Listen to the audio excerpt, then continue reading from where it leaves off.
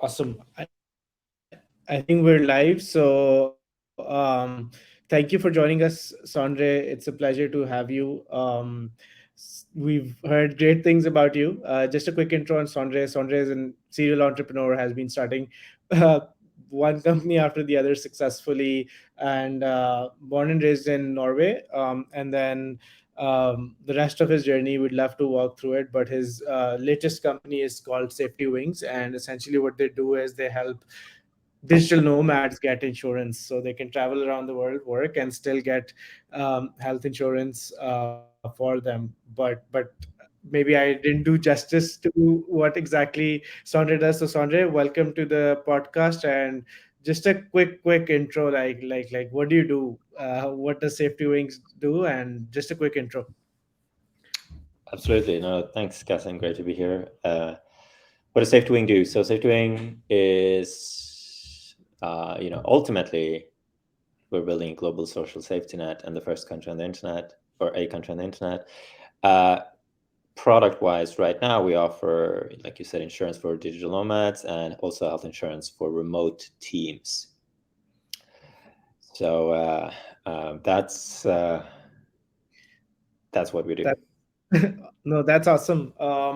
So I'd like to start like from the beginning, and talk to you a little bit more about your childhood. You were, born in Norway. What led you to ultimately pursue entrepreneurship and, pursue building companies one after the other? But what were those early days like? And yeah, if you could tell me a little bit more about that. Yeah. Yeah, so I mean, I'm pretty sure it was like kind of like the first generation growing up on the internet. So like I was kind of as young as like 10, 11 when we got kind of broadband and I bought my own computer. And so I like, now this is commonplace, but I was kind of like the first, like that was the first time where that was possible. And so for some reason, I was quickly interested in entrepreneurship just when I was like 12, 13. Started this like web hosting company where I had like a server in my room hosting websites for people. This is like 999, 2000.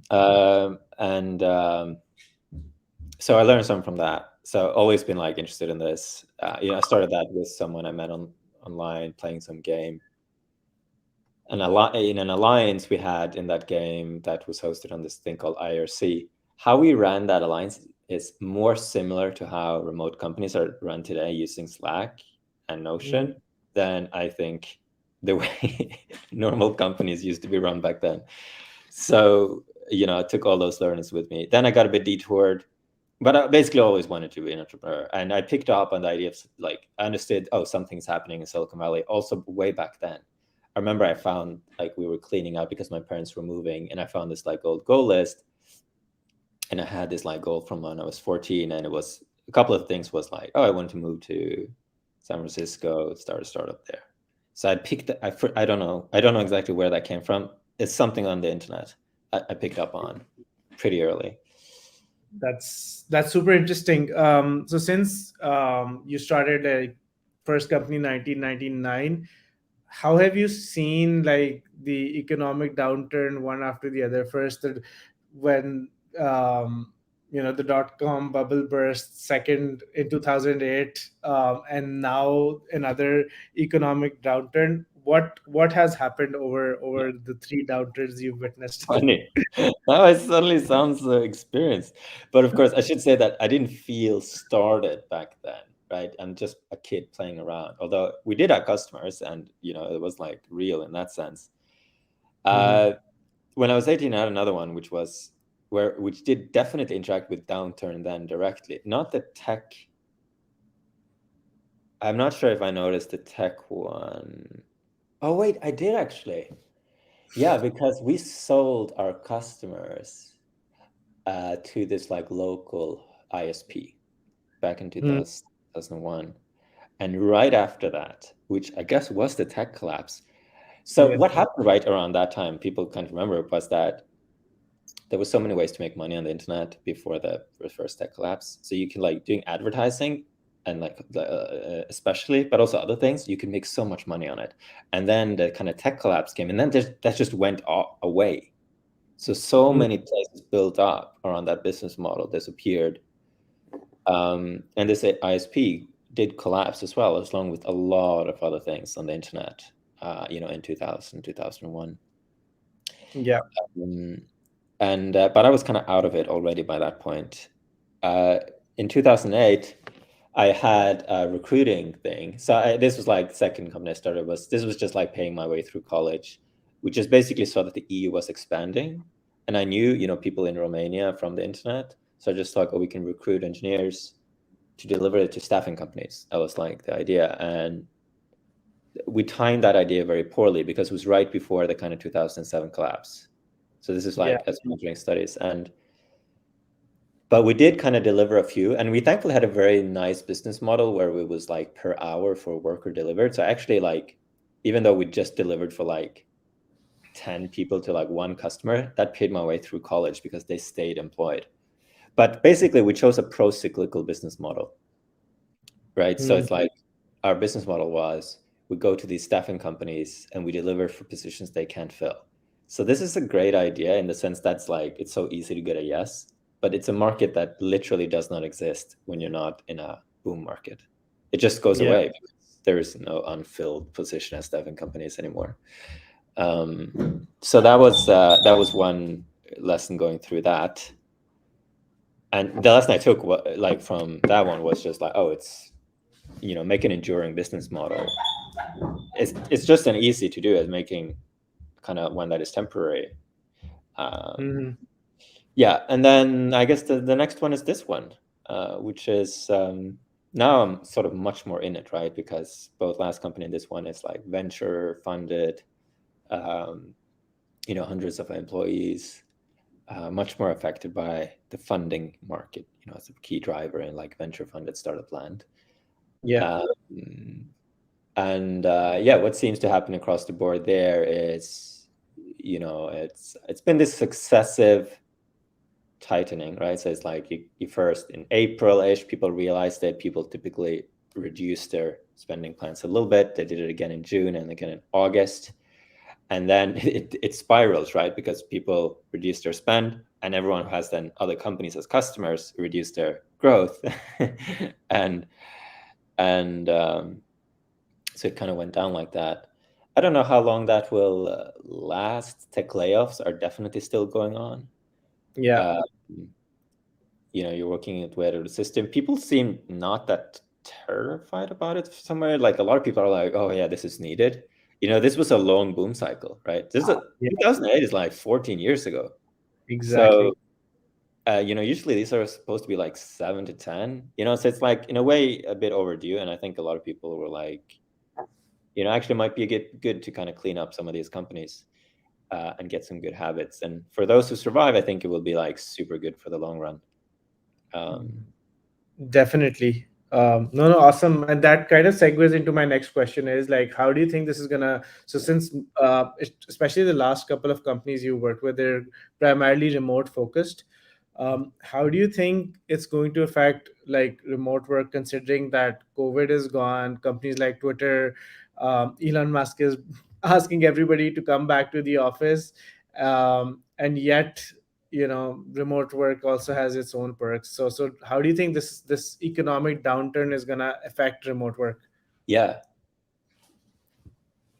not much. People are totally up, so overreacting to this. There is a subset of people who really want remote work to end because they don't like it personally, and so they, I heard this in 2021. I heard it of course in 2022. So why isn't it playing out for them? The thing is that the driver isn't what do people like the most, and it is not also what is the most productive way to work together. Now there are other drivers as well that kind of supersede them, and I think that's kind of what people are missing. So I think a lot of people's intuition is like, oh, I don't like to work remotely, therefore nobody does, right? And they don't realize that actually they're a minority. Okay, one, they're a minority. Two, that's not the driver. So what is the driver? Well, I think that the driver that everyone would agree on is just size of the labor market. So, it's like, what's the difference between building a company in like a town with 1,000 people and New York City? I think a lot of people would, if they think through that a little bit, they will realize it's like talent pool. And talent Yeah. pool is an economic effect that isn't small. Like, it's literally impossible to build a company in a little town because the talent pool is so small. But it's as big a difference from New York City as to the internet labor market, which means that the peaks, the most productive companies, due to the talent pool effect, will be the remote companies. And that will supersede like complications in collaborations or something like that. The next thing I think people really underestimate is that remote work collaboration is improving like Moore's law. It's improving via software. Yeah. On-site collaboration isn't. So if you think about like back in 2000, when we were starting that company, which was kind of remote, we had to like call on a landline. There was no video. The IRC is there, but it's so limited. There's no cloud. There's no more. There's like all of this stuff wasn't there, and it kind of worked. And then 10 years later, a lot of that stuff is there, but it's like dramatically different now from 10 years ago with tools like the Figma, Whimsical, shared design, like collaboration tool. You have Notion stuff just getting really good. All the bots being made, video, of course, conferencing, cloud offices have gotten really good. So but how productive is it to work on site? It's the same it was 20 years ago. We're done there. So that, I think really people underestimate that there is an upward curve that is driven by software that is getting improved by that. And it's getting like, I don't know how much better, but I'm guessing it's something like it's getting 20% better every year or possibly even more. So, and it's already better for a lot of things and most people prefer it. But 10 years from now, it's going to be 10 times better. So you might as well get good at it. So so no, I think yes, some people are going to work on not on site. They're going to be really used to that, and that's not going to drive the overall trend. So some companies are going to go back, but you still see something that are persistent. Hacker News jobs, 80% still has rotation remote. That hasn't moved since COVID. That didn't go down since 2020. Yeah. Basically, all startups are remote. If you ask Y Combinator, it's basically all. There's like a couple of exceptions, and they're typically someone you're working on some hardware product that's impossible to do. So no, the future is still remote, and these exceptions isn't the driver. Definitely. And I would agree 100%. The future is remote. One more thing that's interesting is that employers versus employees, even if employers prefer on-site, employees definitely, or at least the majority based on surveys, prefer like fully remote or at least partially remote. So in the end, it might not be their own like their decision if talent moves towards companies that is offering remote work. And like you said, the future is remote. The tools are much more refined now. 20 years ago, you and I would not have been able to have this conversation so fluently like we are having today. So things are drastically improving. No, that's awesome. And then in terms of pricing and the effects of remote work, do you feel like as remote work expands, countries that are maybe don't have as much expensive, like let's say software engineers, or as expensive rates are going to go up, and then countries like San Francisco or countries like New York, they will be then competing not within a 45-minute radius, but they'd be competing with talent across the world. So prices for software skilled labor is going to drastically increase in developing countries and drastically decrease in developed countries. How do you see that? So there is actually some data coming out on this, and it's not what I thought. So my intuition was exactly what you said, but here's what it looks like so far. Rest of the world increasing to San Francisco levels on the top skills. It seems like it's like, how is that even possible? But Carta have like really good data on this. There was only in like North America, so that's like not global data, but I saw some indication on a similar thing elsewhere. And what they found is that from 2019 to 2022, what happened is that for these other job categories, all the other cities in the US basically went up to San Francisco levels, but the San Francisco levels just like stayed about flat. It went like down a Yeah. little bit. It was just a tiny bit. So that's, and I think the way this is playing out is that all these like hyper productive companies, often with like these huge windfalls, through some software, global marketplace business model, they were talent constrained, and so they can hire a lot. And when a talent gets identified as high talent and in the remote labor market, they look kind of the same to them.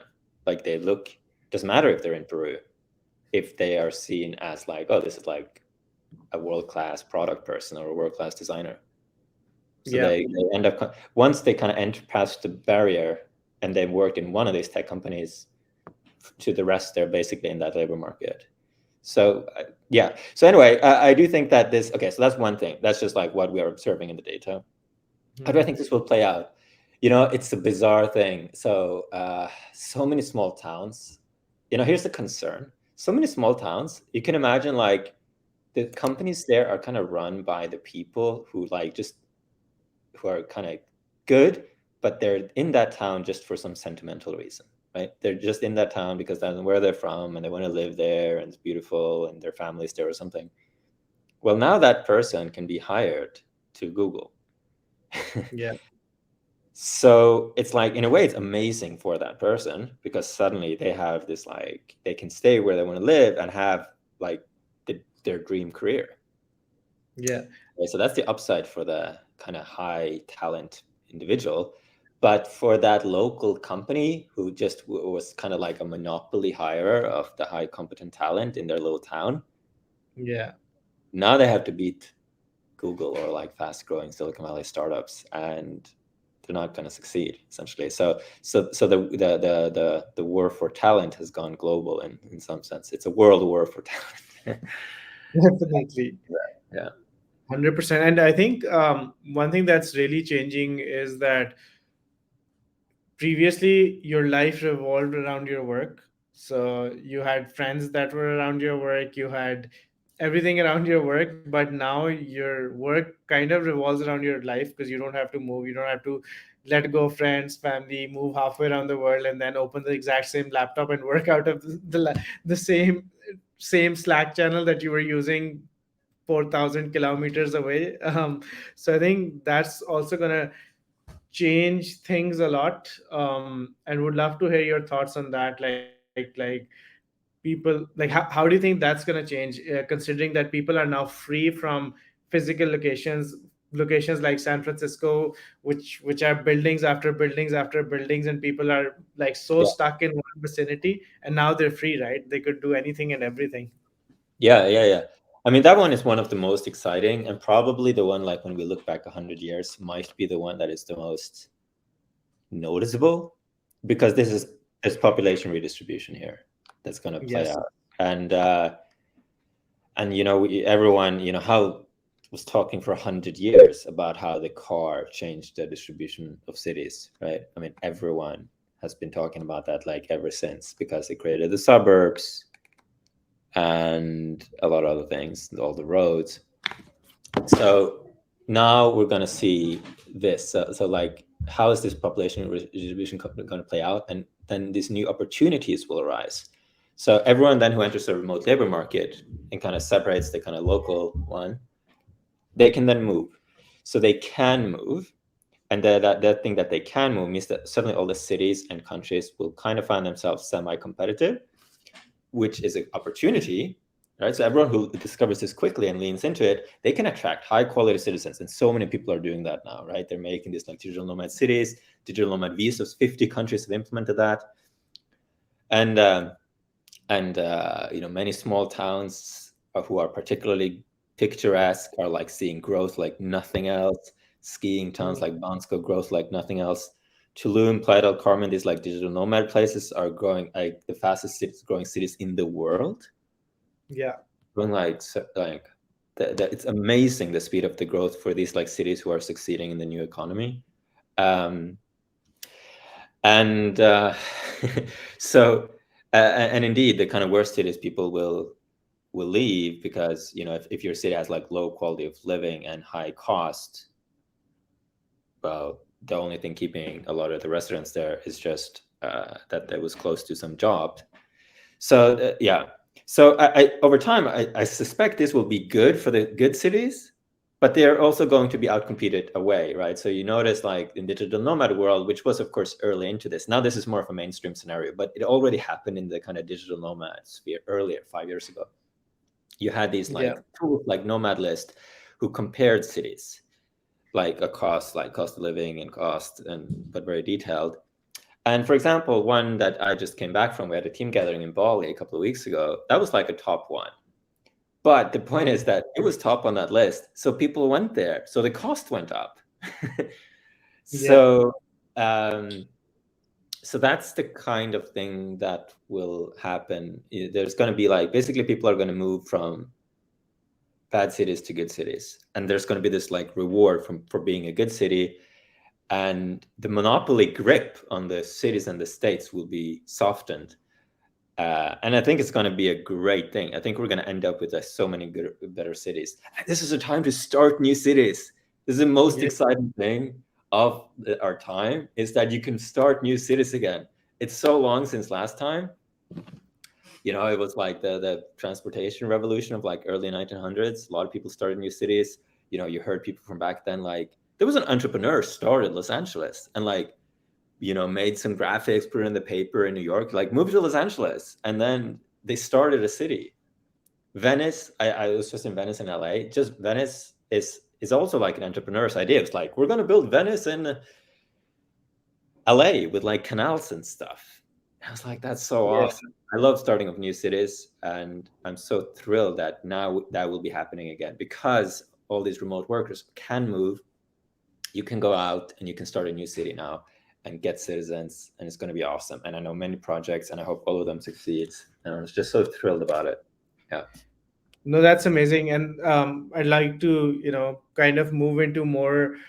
So essentially, what do we do as remote base? And most of this audience are remote software engineers. So we help companies hire remote software engineers through remote base. So what would be interesting for the audience is, what are these cities like? If I am a remote software engineer today, or any remote talent, like let's say UI UX designer working remotely, number one, where should I be as a digital nomad?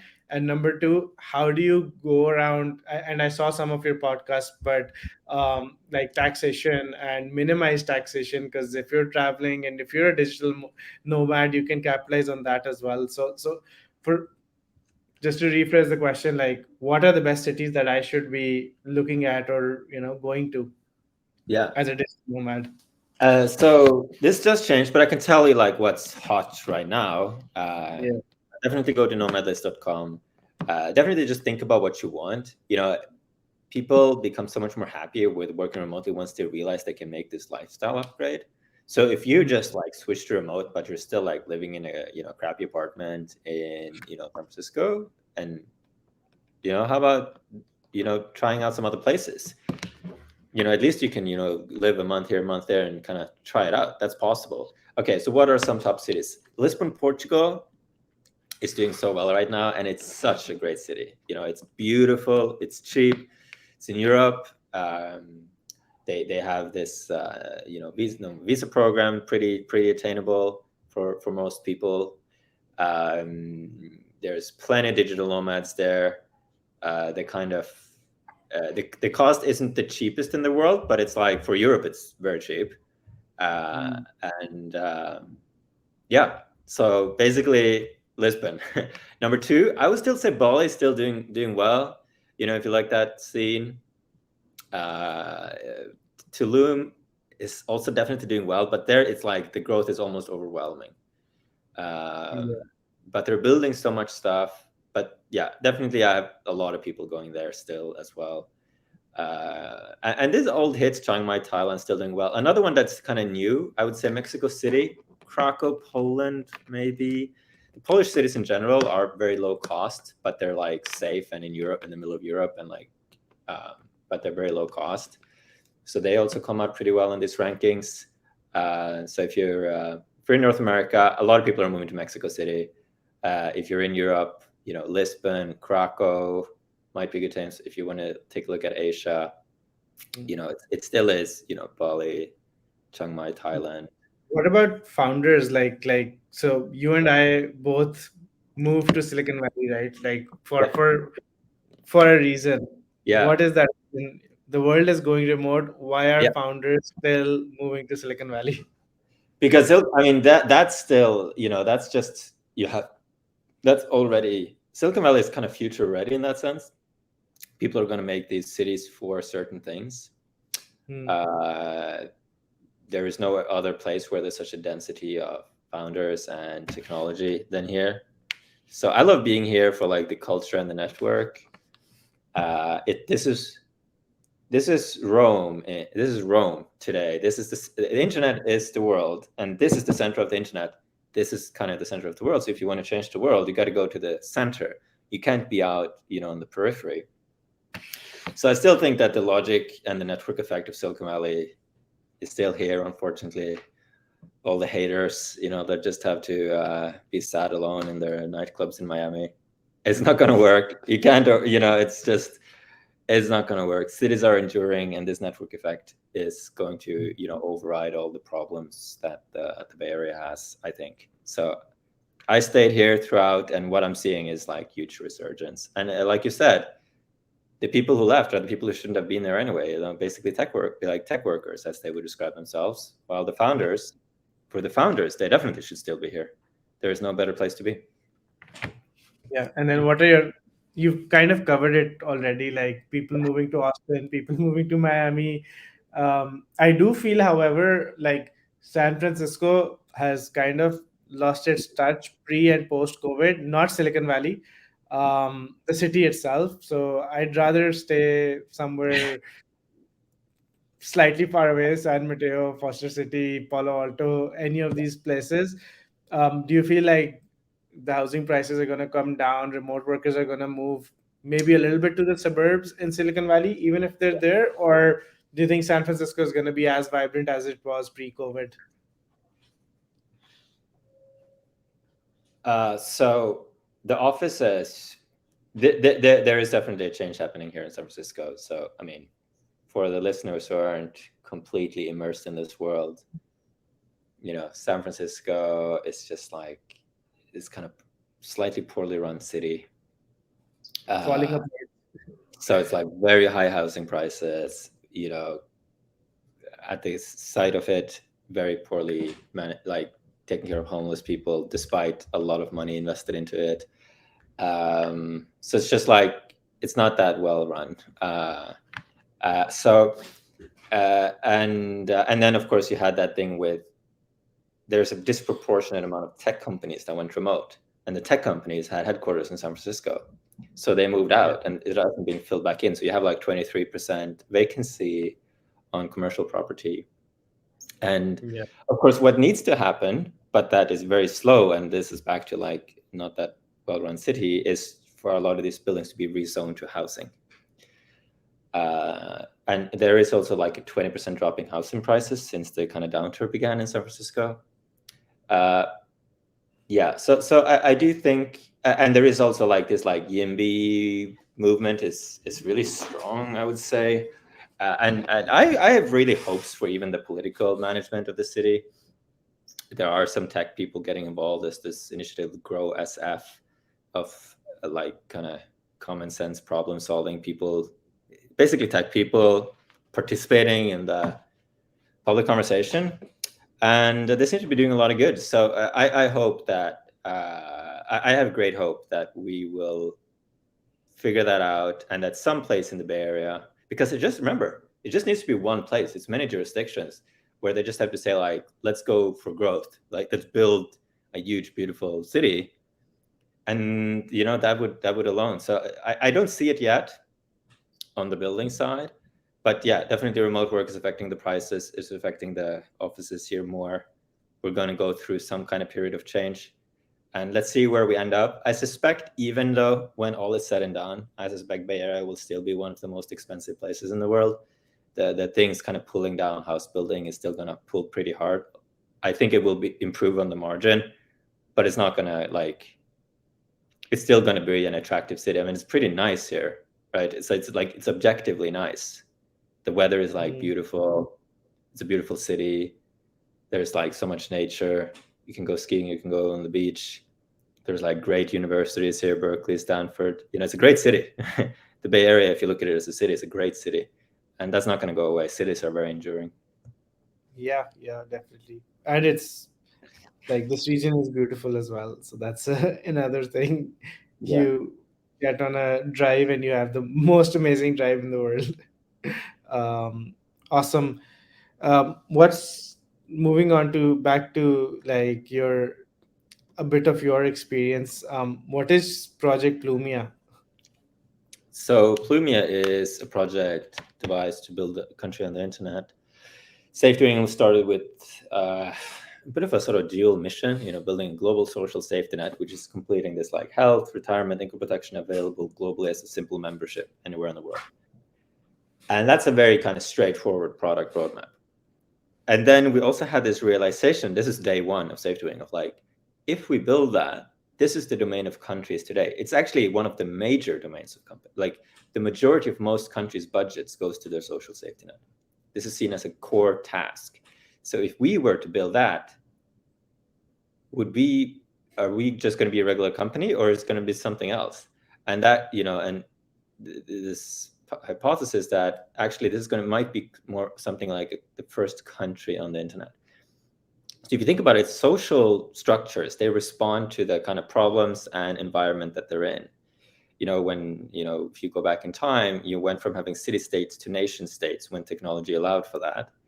And the city states in a way still existed, by the way, but there's a distribution of tasks between them. So you still have the city government of Venice, but it's not a city state.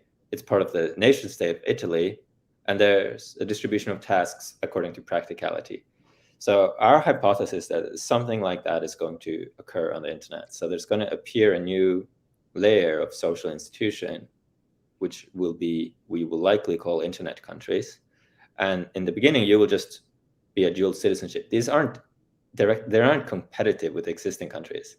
They're just another layer. So you will probably have a dual passport of Plumia/SafetyWing in the future, and another country, a land holding country, and you will have some services from both depending on what you need. And the social safety net is, I think, a great example, because obviously for remote companies like ours, we're 180 people across 70 different countries, or indeed digital nomads, obviously they can't get the services from their home country because it's impossible. For digital nomads, obviously it's impossible. If you are from the US and you live in Mexico City or Lisbon, you're not going to get any services from the US government, obviously. So that means that in order for this to work, it has to work globally and go with the person and work anywhere. And so that's kind of why the problem to be solved.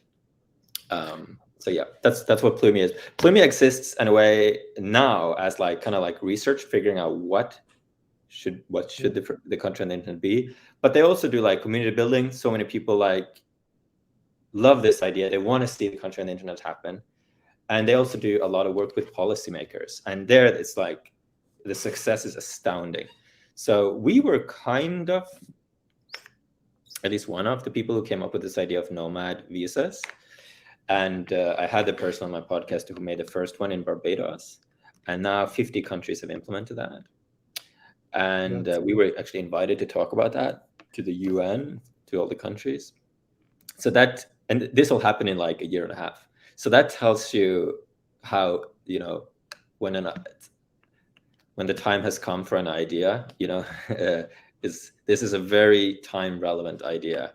And that's kind of what Plumia does. And it's super, super exciting. Are you also thinking on the lines of Plumia in terms of metaverse where people are interacting online, or is it solely in terms of policy, in terms of services, terms of, like you said, health insurance? Is it like not two dimensional, but is it like, are you also thinking on the lines of having like a country in a sort of a metaverse where people are interacting, and no matter where you are in the world, you're still part of that one country, or is it not on those lines? No, I mean, this idea often will come up, and it's not, we're definitely not rejecting it, but you kind of can't build everything. I do think that there is room for something like this in the future. I do think that people will coalesce in different, moral communities, and that what it means to be, there might be more things you want to share also online. Is that like a straightforward metaverse thing of like some space you move around in? Maybe, but more fundamentally, like, do you want to have like digital kind of walled off internets, but for internet countries? Maybe, but no, that's not what we're building. We're thinking like public goods that typically would be provided by countries. It doesn't work for the remote, for the internet economy, so we're building that. That's Yeah. what we're doing. So what's next after insurance? So it's retirement. I mean, working on that. And then after that comes like disability, income protection. It's the basics that a national welfare state would have. That's our roadmap. Plumia is in parallel working on their idea about a passport. We do hope to complete the social safety net, make a passport, and bundle that. But that's like 5 to 10 years. But retirement is like this year, the coming year. Awesome. And does this have any, like, are you working on anything similar to like a UBI, or if anybody that's part of Lumia gets like basic income or something? This is just one of the idea for the income protection part. So income protection is a hard product to make for us because it has to work for online freelancers. Yeah. So a lot of the regular logic of unemployment insurance doesn't work. It's not like binary if you have a job or not. It's more like your income varies. So the kind of basic income logic does work a lot better. But I don't know if you've tried to calculate that, but it is really difficult to make a basic income that is both so cheap that you would have it, and at the same time so high that it is useful. It is really difficult to get just the numbers right of like Yeah. where it gets in and what's the percentage saved, and so you flatten it out. But no, we haven't gotten around to that product yet. That's probably like a couple of years in the future, the income protection one. We considered starting with that, but then we found that people wanted health insurance the most. But this was like close second.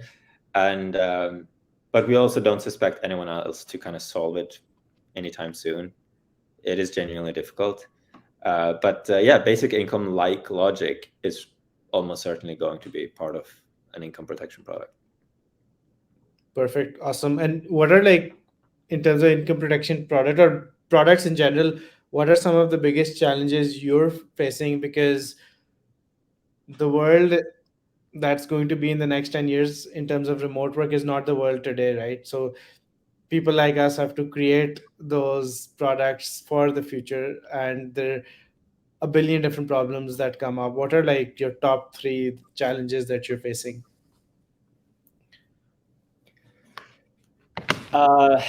So I mean, the remote labor market is still a bit wild westy, and these people who are working on solving that are just like having a hard time.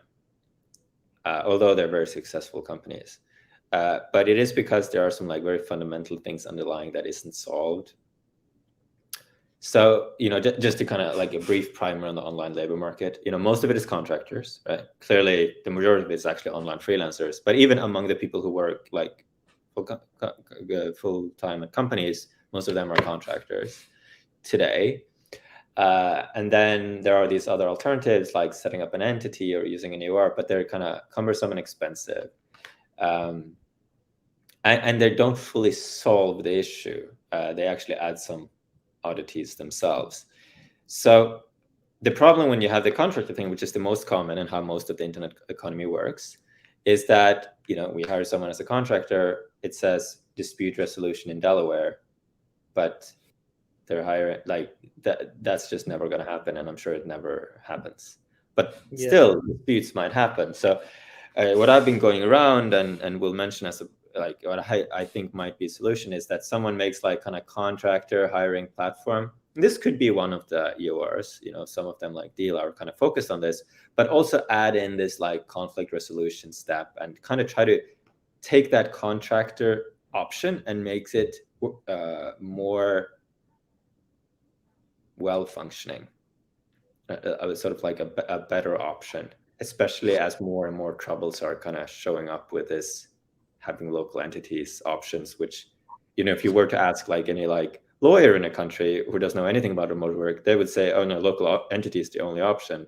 But if someone sort of tried to go down that road, that's you're doing it to reduce risk, it's actually a bit of you're taking on 10 times more risk, because of course, what do you know about the local regulatory practice in Guatemala or Greece? Nothing. And guess what? They have made up a lot of funny rules over the years, which might.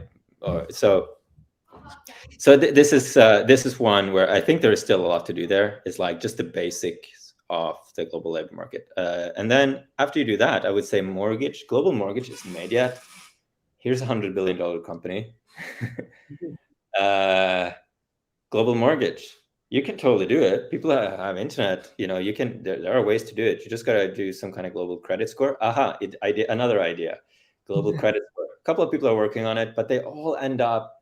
They start saying they're gonna make a global credit score, and then they get pulled down and making it country by country. No, you got to do global first. You have to have your own logic and make it good. This is a network effect business. Global credit score. So I would love to see. Contractor contracts with conflict resolution. I would love to see global mortgage companies, try to sell mortgages to remote workers and digital nomads. I'd be happy to promote the company if you were able to build that, and a global credit score that actually works and can be used by companies selling kind of trust-based products like phone subscriptions for mortgages. Yeah, no, that's awesome. And what would the effect of such companies be on, like generally speaking, countries like the US, for example, super high taxation? When other countries start offering, like, you know s- a better place to live, a better place to work, cheaper mortgages, cheaper rentals, whatnot, Yeah. do you think there's going to be a mass transfer of labor from countries like the US into countries that are more favorable, whether it's taxation, whether it's health insurance, whatever it is, right? Like, if people can work remotely, they will want to move to places that are more favorable. Yes. I do think so, and especially even more so with the companies who are extremely mobile. There is an analog here that I actually worked with the little time I was in government, which is the shipping business around the 1900s. So essentially, like the shipping companies suddenly realized, like, we are kind of going between these international ports. We can just register our company anywhere. Yeah. And then they did that. They basically just like, and this is, by the way, where all these like tax havens was made. Like, Yeah. they were made for this purpose, because people were like, what's the most best place I can register my company, which can be done anywhere. And so these things popped up, and most countries didn't react to this, right? In fact, they tried to do the opposite. They tried to like make it difficult for people to leave, and of course, people just left faster. So with a couple of exceptions, Greece, actually Norway as well, they made like a separate taxation regime, which is very close to zero tax regime for shipping companies. So this is an international analog that I think people should study in history of how this can play out, because the internet companies are not that different. You have an internet company, where does it belong? It's the same with the shipping companies. You can just register it anywhere, really. Yeah. So what you see is that they tend to go to the best places. Now, as it happens, that is not just a taxation optimization. So, anyone who's been in this kind of remote sphere for a while, they will discover kind of no names: Hong Kong, Singapore, but also the US, actually. And the US is high tax, but it has many other good things going for it when you register a company. But of course, Hong Kong, Singapore, they are low tax and have similar things going for it as Hong Kong. Dubai is also doing quite well recently. So yeah. So, and I don't like, if you were to say share of internet companies, I'm guessing something like 80% would be these three countries. This is not distributing evenly. And of course, the taxation from these companies go to those countries. And the share of this economy as part of the overall GDP is going to increase and go probably from like what it is today, I don't know what it is, 10, 20% to like 80% over the next decade. And on the way there, there's going to be this competition where people are going to compete, and more products are going to make that. But the end result, the competitive dynamic, is exactly what you're saying. It drives down the taxable base for these countries, and that will be a bit of a wake-up call, because I do think that a lot of these countries have been monopolies. So they have to improve their services. They have to kind of now think more like products.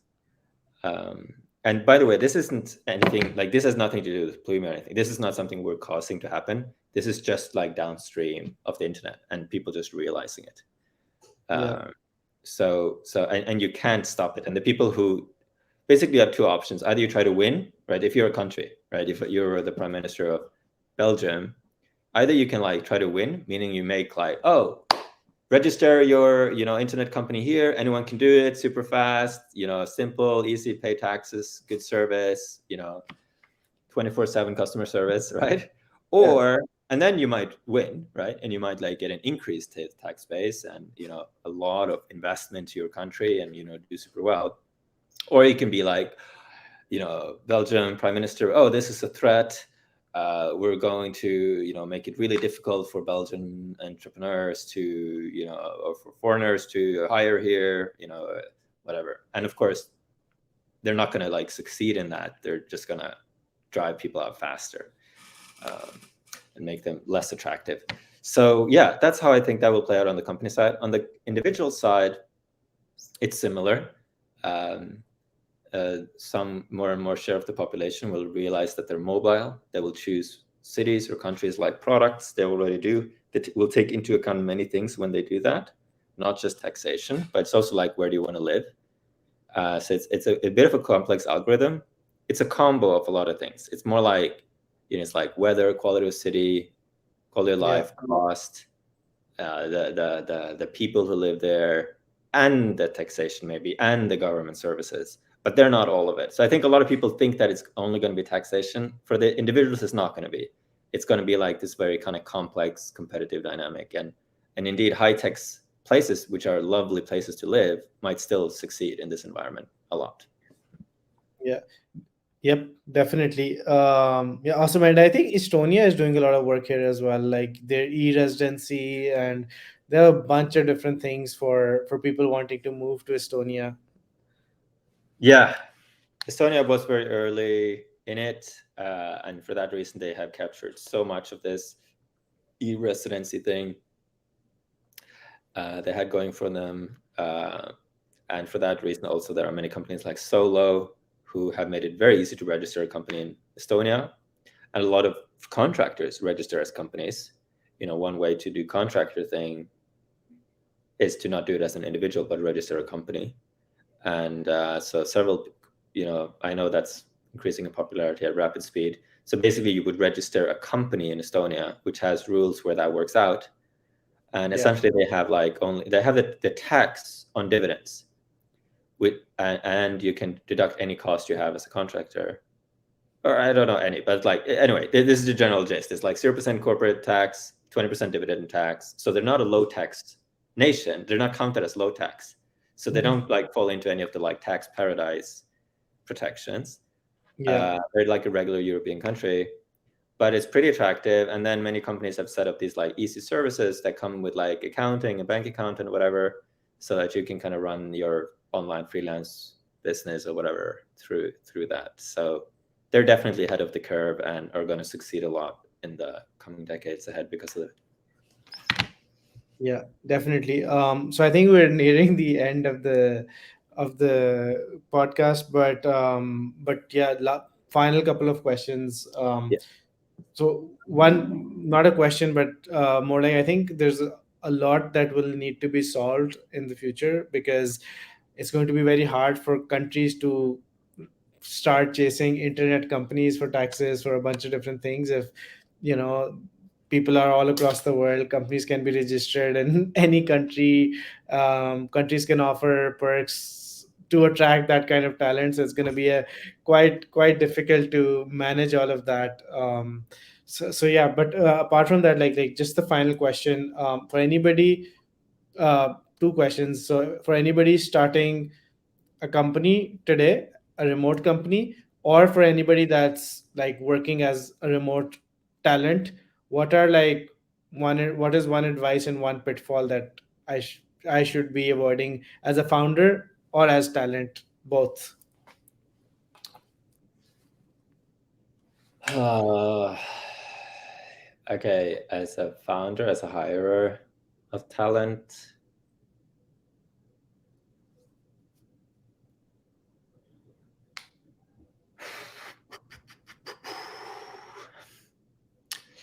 it's I've done this a lot, hired probably like 1,000 people over the last couple of companies, but I'm struggling to point to something which isn't also true with offline hiring.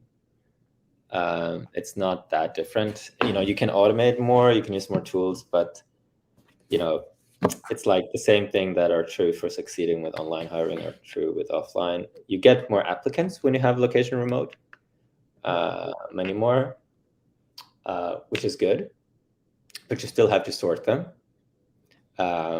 So I would say test task is one of the universally good ones. I still find, people poo-poo a bit on interview. I think interview is just like a superstar thing where most people are bad at it, but you can get good at it through a lot of practice, actually. And so, yeah, so we still do both, but we also lean heavily on the test task.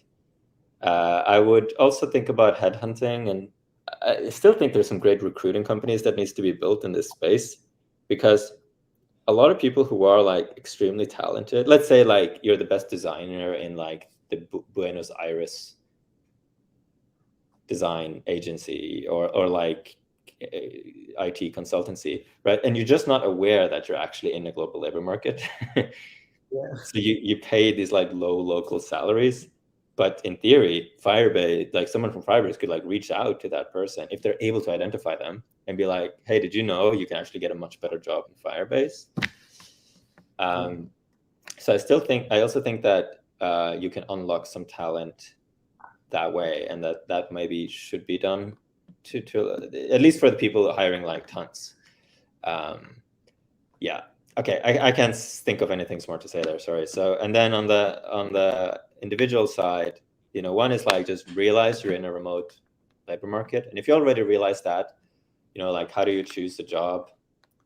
The best jobs that take all the wisdom from Silicon Valley, like the way you can get rich working for a company today.